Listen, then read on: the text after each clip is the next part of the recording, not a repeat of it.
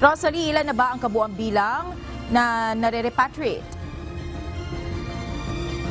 O Monica, binanggit ni Department of Migrant Workers Officer in Charge, Hans Leo Bakdak, na 35 overseas Filipino workers sa Israel ang nagpahayag ng kagustuhan na makauwi na ng Pilipinas. 16 sa kanila nakauwi na ng bansa kahapon.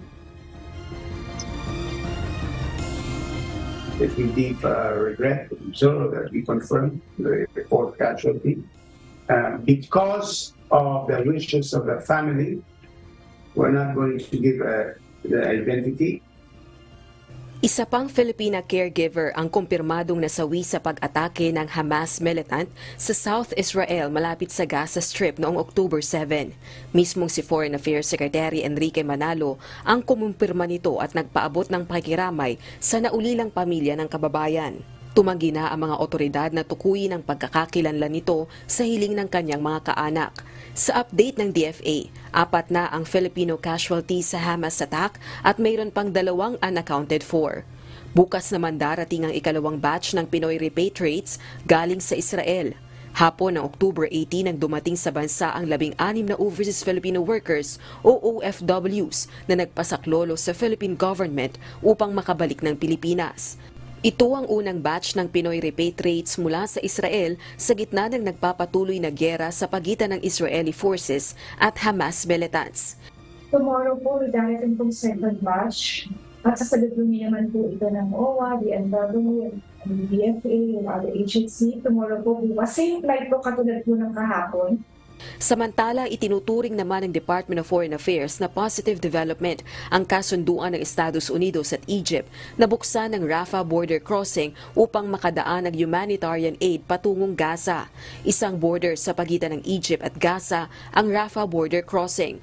Ayon kay Foreign Affairs Undersecretary De Vega, nananatiling suliranin ang supply ng pagkain, tubig at iba pang pangunahing pangangailangan sa Gaza. Pinaghahanda naman ng nasa 135 Filipino nationals na nasa southern Gaza dahil sa anumang oras ay posibleng buksan ang passage. It will be possible by the end of today, Israel time, or tomorrow, meron ng opening. Because the Israelis have always said, be ready at any time because it could be at any day.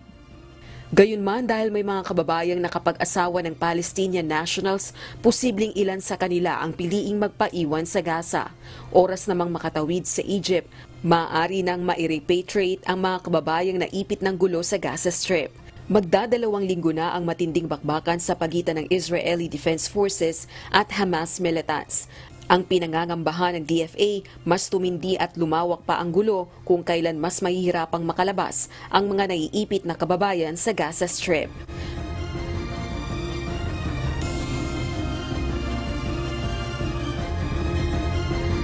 Monica, ayon naman at nanawagan naman si House Deputy Minority Leader at Basilan Representative Mujib Hataman sa kanyang mga kapwa mambabatas at maging sa administrasyon ni Pangulong Ferdinand Bongbong Marcos Jr. na sumali na sa mga nananawagan na ihinto ang kaguluhan sa pagitan ng Israeli forces at ng Hamas militants. Ito nga ay dahil sa napakaraming inosenteng sibilyan na naiipit. Balik sa iyo, Monica. Maraming salamat, Rosalie Cos, live na nag-uulat mula sa House of Representatives.